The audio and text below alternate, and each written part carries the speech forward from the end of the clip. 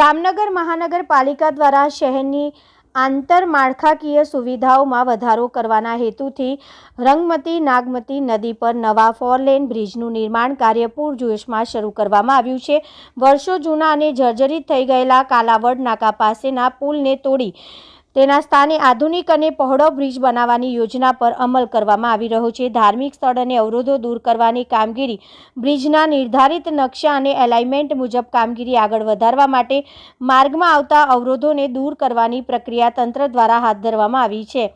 આ અભિયાનના ભાગરૂપે તાજેતરમાં બ્રિજની સાઇટ પર સ્થિત શ્રી ધનસેરિયા હનુમાનજી મંદિરને તોડી પાડવામાં આવ્યું હતું। મ્યુનિસિપલ કોર્પોરેશનના અધિકારીઓના જણાવ્યા અનુસાર આ કામગીરી સંપૂર્ણપણે મંજૂર થયેલા પ્લાન મુજબ કરવામાં આવી છે। આગામી દિવસોમાં પણ પ્રોજેક્ટમાં અવરોધરૂપ બનતી અને મિલકતો અને દબાણોને હટાવવાની કામગીરી ચાલુ રહેશે, જેથી નિર્માણ કાર્યમાં કોઈ અડચણ ના આવે। પ્રોજેક્ટની ટેકનિકલ વિગતો અને સમય મર્યાદા નવો બની રહેલા બ્રિજ 4 લેન ધરાવતો હશે અને કુલ 10 પિલ્લર પર તૈયાર કરવામાં આવશે। હાલમાં પાયાની કામગીરી એટલે કે ફાઉન્ડેશન વર્ક યુદ્ધના ધોરણે ચાલી રહ્યું છે।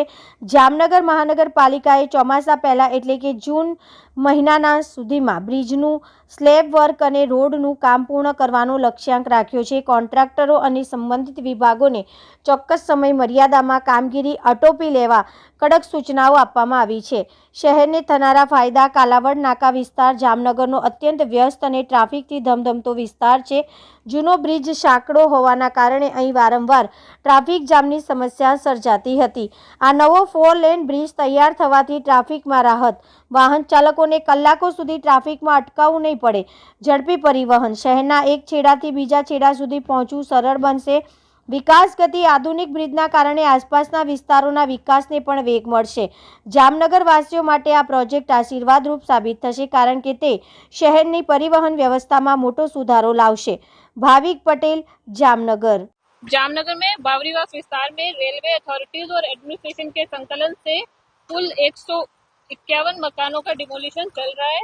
इसमें अभी तक सब कुछ शांतिपूर्ण रीते चल रहा है। टोटल 300 के आसपास पुलिस है, 20 के आसपास अधिकारी हैं, साथ में रेलवे अथॉरिटीज और रेलवे पुलिस